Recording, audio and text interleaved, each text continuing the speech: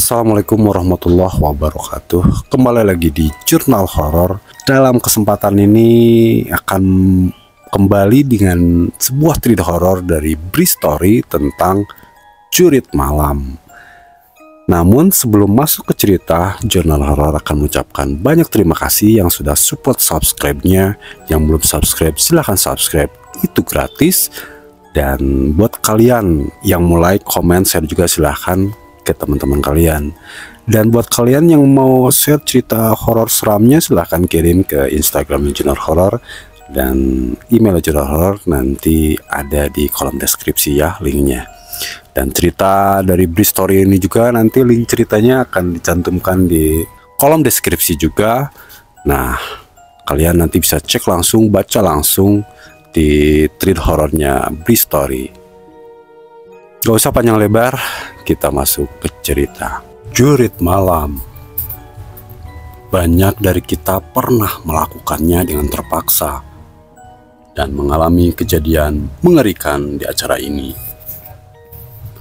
Aldo dan Malik akan cerita tentang pengalaman mereka di acara Jurit Malam di salah satu kaki pegunungan di Bogor tahun 1997. Gak, sama sekali aku gak berani untuk menatap ke depan, gak berani melihat sekeliling. Pandangan tetap dan terus aku arahkan ke bawah, hanya melihat jalan setapak yang sedang kami lewati. Pocongnya masih ada, Dok, masih berdiri di bawah pohon. Begitu Malik sambil menangis pelan. Udah, Lik, jangan lo lihat terus, jangan lihat lagi, jawabku pelan. Kami terus menyusuri jalan setapak ini, jalan setapak tanah yang semakin licin karena tumpahan air hujan yang terus turun menggerimis. Pepohonan rindang yang memenuhi hampir seluruh hutan yang sedang kami coba untuk lewati. Bunyi dedaunan bertepuk satu dengan yang lain karena bergoyang ditimpa tetesan air hujan, bukan karena angin semakin menambah mencekam suasana. Aku dan Malik masih dalam perjalanan menuju pos 4. Sungguh perjalanan yang teramat panjang. Ketakutan terus menyeruak memenuhi isi jiwa dan pikiran. Aldo, gue udah gak kuat lagi. Gue capek banget, Do. Sekali lagi Malik berkata dengan gemetar. Sedikit lagi, kita harus kuat. Gak bisa berhenti di tempat kayak gini, jawabku. Pocongnya masih ada, Do. Bau kentang rebus samar-samar terus tercium sejak tadi. Tercium di antara bau tanah yang tersiram hujan. Siapa yang merebus kentang di tengah hutan pada tengah malam seperti ini? Entah apa yang ada di dalam pikiran. Detik berikutnya aku malah melirik ke tempat di mana pocong itu berada. Benar, Malik bilang, pocong masih berdiri di bawah pohon yang jaraknya hanya beberapa meter dari posisi kami sedang berjalan.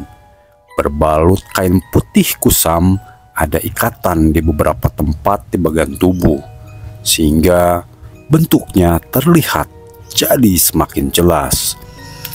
Aku mempercepat langkah, semakin cepat melangkah, hingga nyaris berlari. Ketika beberapa saat berikutnya, pocong itu seperti bergerak mendekat. Aku genggam tangan Malik erat-erat, menariknya dengan paksa agar mempercepat langkah juga. Tangisan Malik makin terdengar, nyaris berteriak ketika sadar kalau pocong semakin dekat dan mendekat. Tapi untunglah, langkah kami ternyata lebih cepat dari gerakan pocong. Pelan tapi pasti, sosok pocong menghilang dari pandangan di belakang. Kalian lama sekali. Dari mana aja? Jalan-jalan kemana dulu? Ucap salah satu kakak pembina yang baru belakangan aku tahu kalau namanya Randy. Kalian tahu nggak kalau hutan ini angker? banyak penunggunya. Kalian malah jalan santai. Udah jam berapa ini? Kakak pembina satu lagi membentak kami setengah berteriak. Maaf kak, kami tadi ketakutan. Berlari nggak tentu arah. Akhirnya kesasar. Aku memberanikan diri untuk menjawab. Kami lihat pocong kak. Malik menjawab sambil menangis pelan. Baru lihat pocong udah nangis. Jangan manja, teriak kakak pembinas lagi. Suaranya menggema kencang memecah sepi malam. Nggak ada yang bisa kami lakukan selain diam dan menuruti apa yang diperintahkan oleh dua kakak senior itu. Selanjutnya, kami diberi pertanyaan dari banyak materi yang sudah kami dapatkan sebelumnya. Beberapa bisa kami jawab, beberapa nggak terjawab yang berakibat hukuman push up atau hukuman lainnya. Lelah fisik dan batin, kami kerahkan tenaga yang masih tersisa untuk terus mengikuti perintah kakak senior di pos 4 ini. Sampai akhirnya ada suara langkah dari beberapa orang terdengar mendekat dari belakang. LDKS 1997. Tiba-tiba terdengar teriakan seperti itu. Teriakan salam peserta kalau bertemu dengan kakak senior. Ternyata kelompok berikutnya sampai juga di pos 4. Aku dan Malik sedikit bernapas lega karena setelah itu kami dipersilahkan untuk beristirahat sejenak sebelum melanjutkan perjalanan menuju pos 5. Kami duduk di bawah pohon, bersandar di batang besarnya. Gue gak kuat lagi, Dok.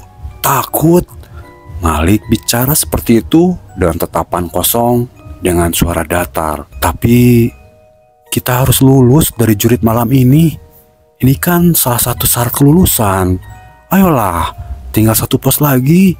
Setelah itu selesai semuanya. Aku terus coba membangkitkan semangat Malik yang sudah nyaris padam. LDKS Sekolah Menengah Umum Negeri 1997. Kami sedang melaksanakan kegiatan ini. Latihan dasar kepemimpinan siswa. Sebagian murid kelas 1 harus mengikutinya. Gak bisa enggak.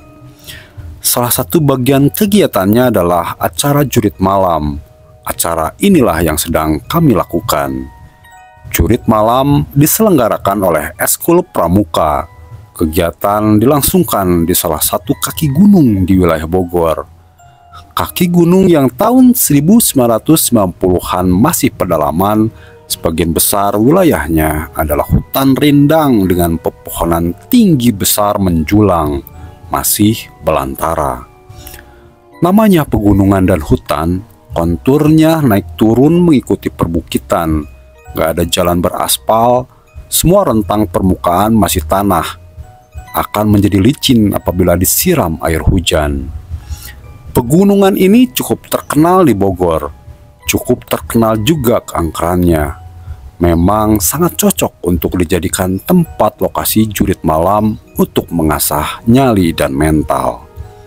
Aku, Aldo, murid kelas 1 salah satu sekolah menengah umum di Jakarta, angkatan 1997, sedang dalam bagian acara LDKS jurit malam.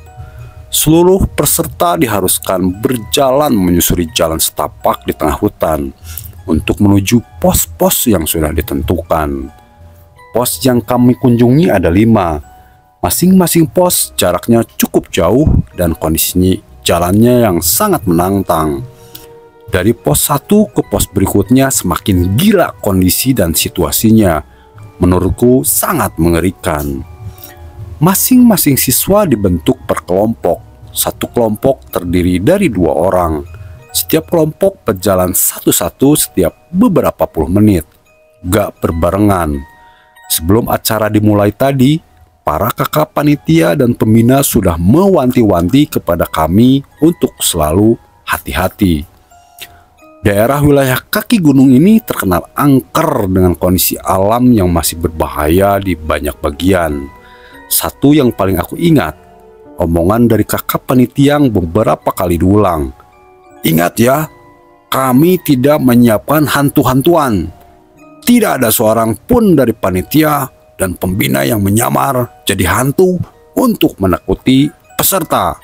Kalau nanti di tengah kegiatan kalian lihat pocong, kuntilanak, atau teman-temannya, dapat dipastikan kalau itu adalah hantu beneran, bukan bohongan.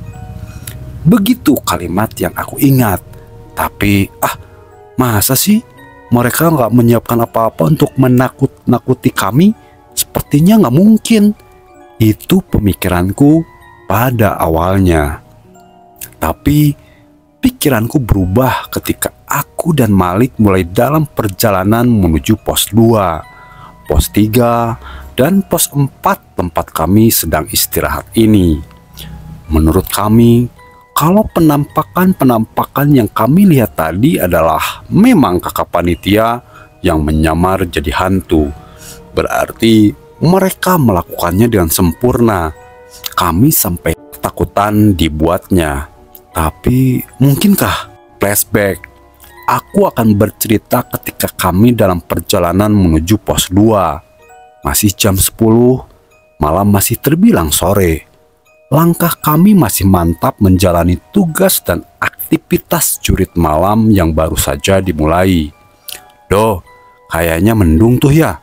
Gak kelihatan bintang sama sekali. Suara Malik membuyarkan lamunanku yang baru saja dimulai. Iya Lik, moga aja gak hujan ya. Kusut dah kalau hujan beneran, jawabku sambil menatap langit. Benar kata Malik, langit kusam tanpa bintang. Entah ada bulan atau enggak di balik gelayut awan. Yang pasti warna angkasa menambah seram malam. Seperti yang aku bilang tadi, langkah kami masih mantap melangkah menyusuri jalan setapak sempit yang sesekali tertutup rerumputan. Sudah lebih dari 20 menit lamanya kami berjalan menuju pos 2. Tadi ketika pengarahan, kakak pembina bilang kalau masing-masing pos berjarak kira-kira 30 menit lamanya berjalan kaki. Jadi, aku dan Malik mikir sebentar lagi kami akan sampai di pos 2. Seharusnya begitu. Aku yang berjalan di depan tiba-tiba merasakan kalau tangan Malik menarik baju bagian belakangku. Dok, ada orang. Begitu kata Malik sambil memberi kode untuk memperlambat langkah. Mana Lik? Emang di depan udah ada pos 2 ya? Itu Dok, berdiri di bawah pohon. Malik menunjuk ke arah kejauhan. Aku coba menajamkan pandangan ke tempat yang Malik maksud. Kami tetap maju melangkah walau perlahan, membuat semakin dekat ke tempat di mana Malik bilang ada orang.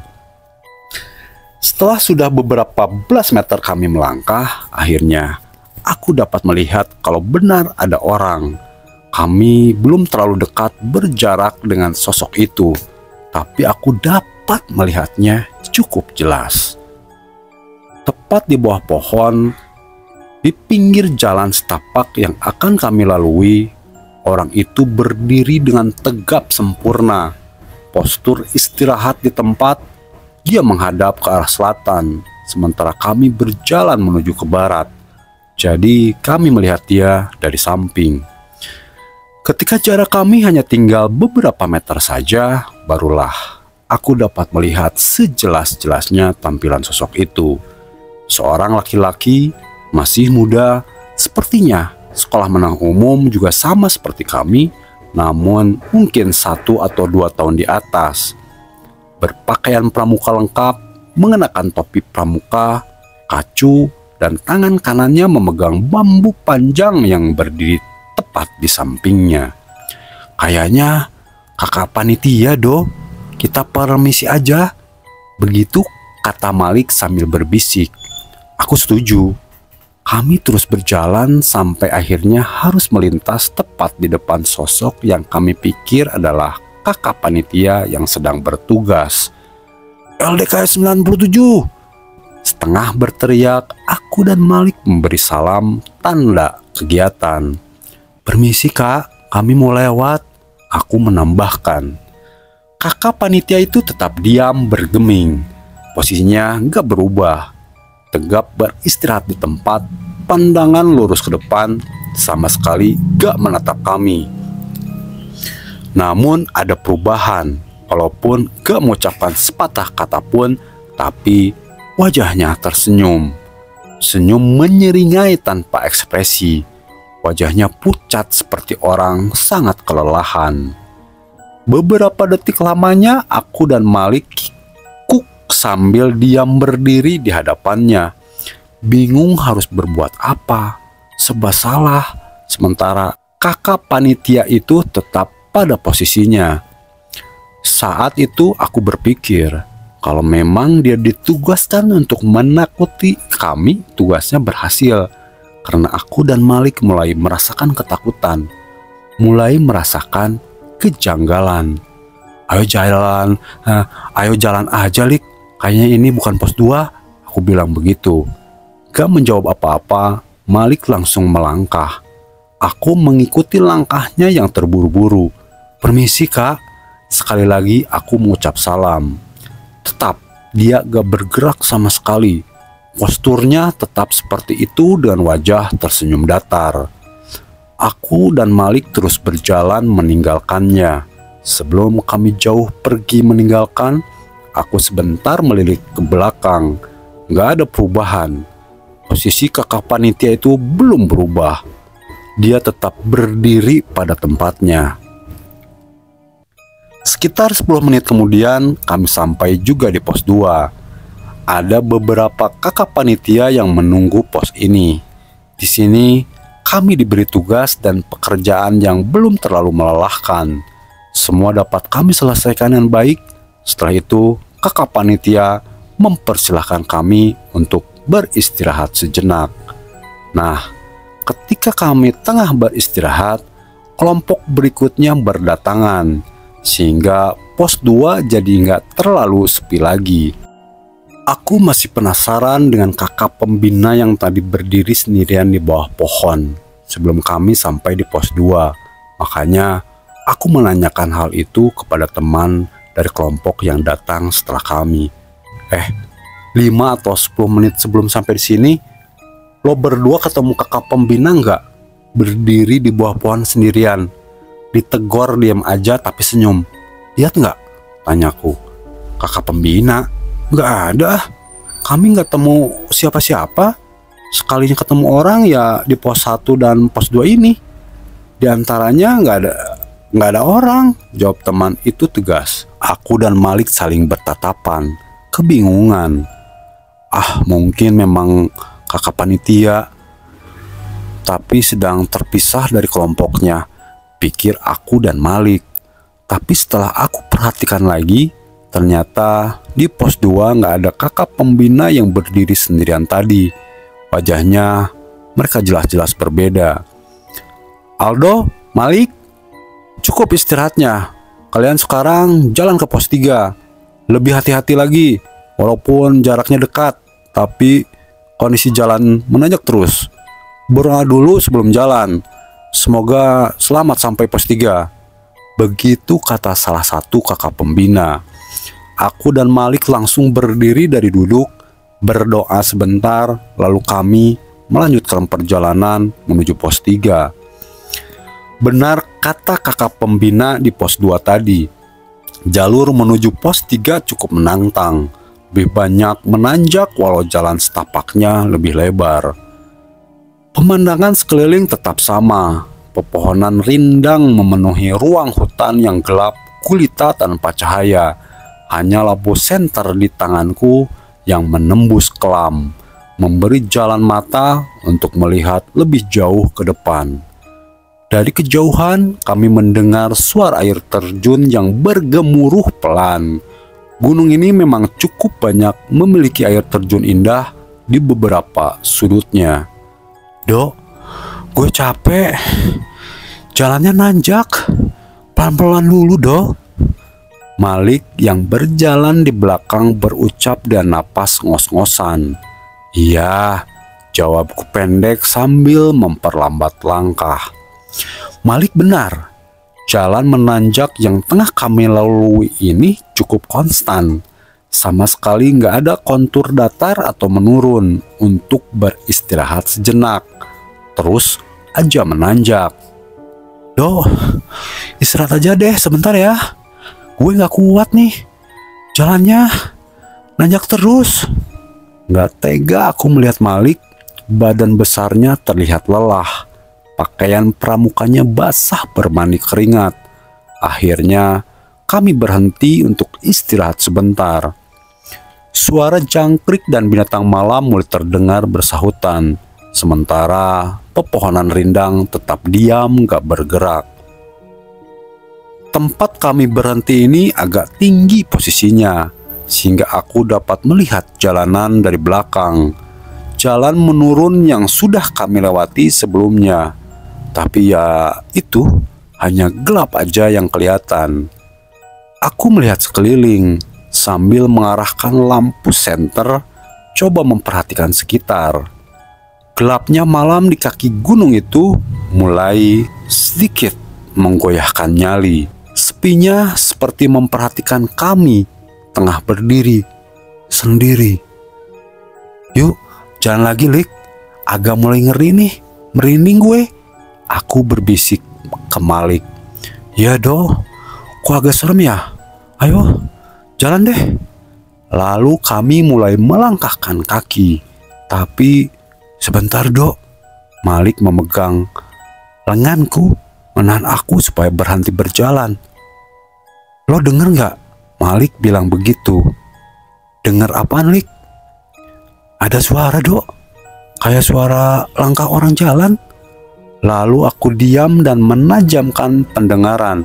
Benar, ternyata terdengar ada suara di kejauhan. Awalnya sangat samar, hampir nggak terdengar. Tapi yang pasti suara itu berasal dari belakang, dari jalan yang sudah kami lewati sebelumnya. Jalan yang posisinya berada di bawah, sementara kami sudah agak di atas. Semakin lama, suara itu semakin jelas. Sementara itu aku terus mencari sumbernya. Lampu senter kuarahkan cahayanya ke tempat yang kami curigai sebagai asal suara. Brek, brek, brek, brek. Kira-kira seperti itu suaranya. Seperti suara langkah kaki yang sedang berbaris. Seperti ada kelompok orang yang sedang berjalan bersamaan. Suaranya semakin jelas, semakin yakin kalau itu memang suara orang yang sedang berjalan berbaris, dan mereka sedang berjalan menuju ke arah tempat kami sedang berdiri. Benar saja, akhirnya cahaya lampu senterku menangkap objek yang sepertinya merupakan sumber suara. Brek, brek, brek, brek, brek. Itu awalnya belum terlalu jelas, tapi lama-kelamaan menjadi semakin jelas karena jarak kami semakin dekat. Ya, ternyata benar.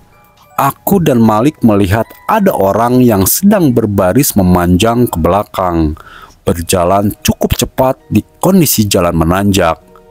Perlahan, kami kompak bergerak ke pinggir, ke sisi jalan setapak, dengan maksud memberi jalan kepada 3 orang ini untuk mendahului, karena mereka berjalan cukup cepat, melangkah nggak kelihatan lelah.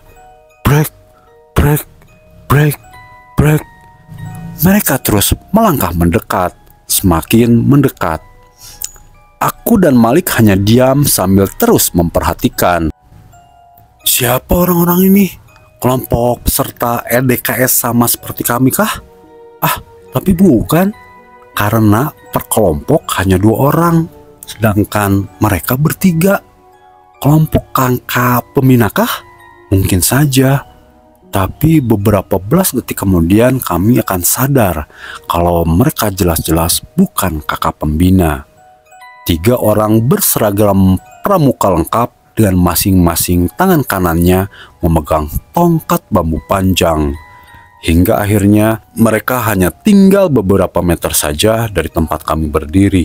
Keterkejutan yang pertama, ternyata kami kenal sosok yang berjalan paling depan. Kami yakin kalau ini adalah sosok yang sama dan yang kami lihat sedang berdiri sendirian di bawah pohon sebelum pos 2 tadi. Kami yakin tuh, kami masih sangat hafal wajahnya, gesturnya, senyumnya. Ya, dia masih kelihatan tersenyum tanpa ekspresi sambil terus berjalan melangkahkan kaki. Sementara di belakangnya ada 2 orang dengan penampilan sama, berpakaian pramuka lengkap dengan topi dan kacu. Tapi sebentar, ada keterkejutan yang kedua. Keterkejutan yang akan membuat kami ketakutan amat sangat. Setelah mereka benar-benar sudah berada di hadapan, secara sadar dan sangat jelas kami melihat kalau ternyata sosok yang berjalan paling belakang gak mengenakan topi pramuka seperti 2 teman di depannya, tapi tetap mengenakan seragam pramuka lengkap. Tahu nggak kenapa sosok yang berjalan paling belakang itu gak mengenakan topi? Dia nggak memakai topi karena nggak memiliki kepala. Dia berjalan berbaris di belakang tanpa kepala. Ada pramuka berjalan tanpa kepala. Malik langsung jatuh terduduk di sampingku berdiri, sementara aku diam sambil terus memperhatikan. Tubuhku lemas. Tulang-tulang rasanya seperti lepas dari engselnya. Jantung seperti berhenti berdetak melihat semua itu. 3 sosok menyeramkan itu terus saja berjalan, berbaris dalam kegelapan, berjalan tanpa jeda dan lelah di jalan yang terus menanjak. Kami memperhatikan sampai akhirnya mereka hilang di dalam gelap. Gimana, Lik? Lanjut jalan aja? Apa mau balik lagi ke pos 2? Tanyaku ketika sudah mulai bisa bernapas teratur. Lanjut aja, Dok. Harusnya sih pos 3 gak jauh lagi. Tapi pelan-pelan aja ya.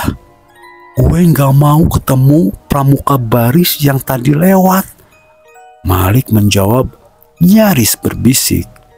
Ya, pada akhirnya kami memberanikan diri untuk melangkah terus melanjutkan perjalanan. Syukurlah di sisa perjalanan menuju pos 3 kami gak bertemu lagi dengan pramuka tanpa kepala itu lagi. Untuk sementara kami bisa bernapas lega. Untuk sementara. Ini gunung terkenal angker. Bisa jadi yang kalian itu benar adanya. Tapi ini bagus untuk mental kalian. Gak boleh takut sama hantu. Jangan manja. Begitu kata salah satu kakak senior penunggu pos 3 ketika kami menceritakan kejadian yang baru saja kami alami. Ya sudahlah. Yang penting kami sudah cerita. Setelah selesai melaksanakan tugas di pos 3, lagi-lagi kami dikasih kesempatan untuk istirahat sebentar sebelum perjalanan menuju pos 4. Singkatnya, perjalanan dari pos 3 menuju pos 4, kami nggak bertemu lagi dengan barisan pramuka yang salah satunya tanpa kepala tadi. Seperti yang sudah aku ceritakan di awal, kami malah mendapatkan teror yang lain. Kami melihat penampakan pocong yang teramat sangat mengerikan, menguras nyali, meremukkan mental dan batin. Kami ketakutan di batas yang paling maksimal. Di pos 4, gue gak kuat lagi, takut. Malik bicara seperti itu dengan tatapan kosong dengan suara datar. Tapi kita harus lulus dari jurit malam ini. Ini kan salah satu syarat kelulusan. Ayolah, tinggal 1 pos lagi. Setelah itu selesai semuanya. Aku terus coba membangkitkan semangat Malik yang sudah nyaris padam. Bersandar kelelahan kami duduk. Entah apa lagi yang akan kami temui nanti di perjalanan menuju pos 5. Aku yang biasanya pemberani, kali ini merasakan pengalaman yang sepertinya memberikan arti lain dari kata takut. Nyaliku bergetar hebat, mentalku goyah. Tapi walaupun begitu, kami harus tetap maju, harus menyelesaikan jurit malam ini. Aldo, Malik, cukup istirahatnya. Ayo kalian jalan ke pos 5, pos terakhir. Salah satu kakak pembina memberi kami perintah. Kami kemudian berdiri dan mulai berjalan lagi menuju pos 5, pos terakhir. Kondisi jalan menuju pos 5 ini lebih banyak menurun, walau sesekali ada sedikit tanjakan. Memang sepertinya kami menuju kaki gunung yang paling rendah, menuju perkemahan tempat kami menginap. Jarum jam pada jam tangan sudah menunjuk ke arah pukul 1 lewat tengah malam. Hujan yang turun sejak pos 4 tadi tiba-tiba berhenti, menyisakan becek di jalan menurun dan menjadikannya licin. Kami harus hati-hati berjalan, jangan sampai terpeleset. Sejak lepas dari pos 4 tadi, aku dan Malik lebih banyak diam, sama-sama konsentrasi memperhatikan jalan. Mungkin juga sama-sama masih trauma dengan 2 kejadian di belakang tadi. Sungguh, kami masih ketakutan. Ya, kami masih sangat ketakutan.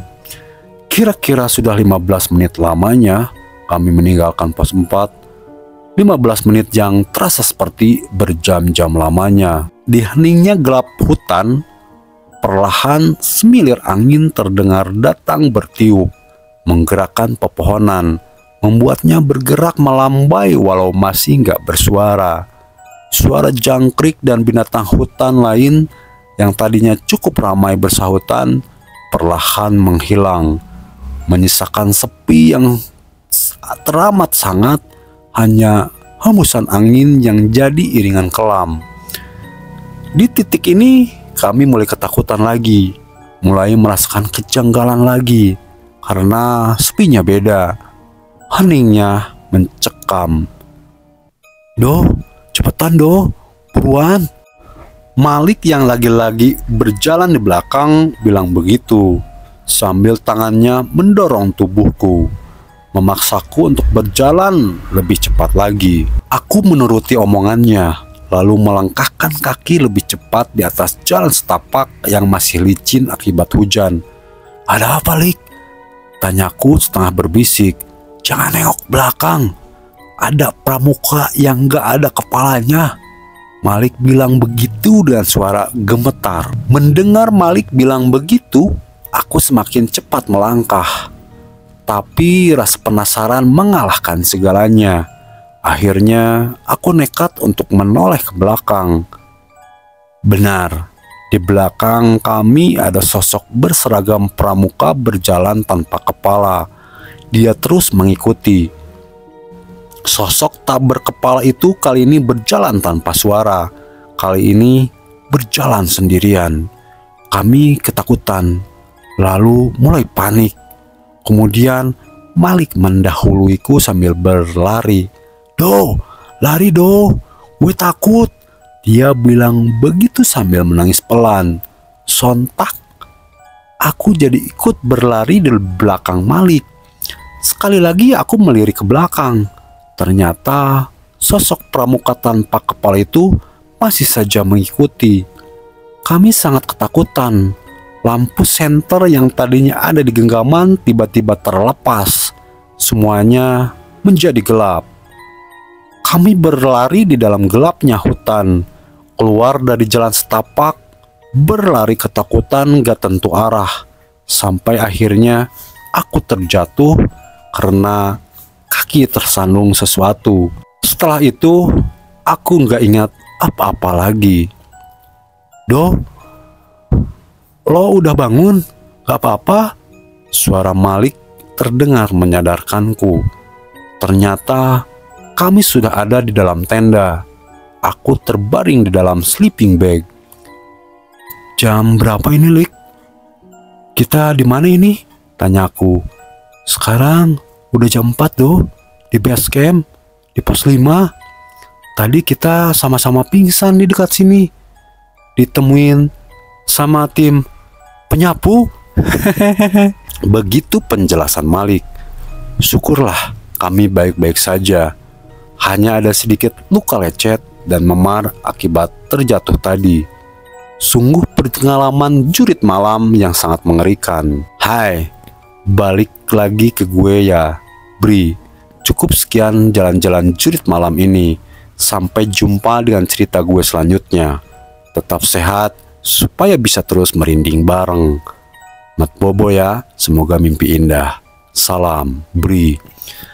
Nah, itulah cerita treat horor dari Bri Story yang ada di Twitter. Nanti linknya saya cantumkan di kolom deskripsi. Nah, itu ceritanya.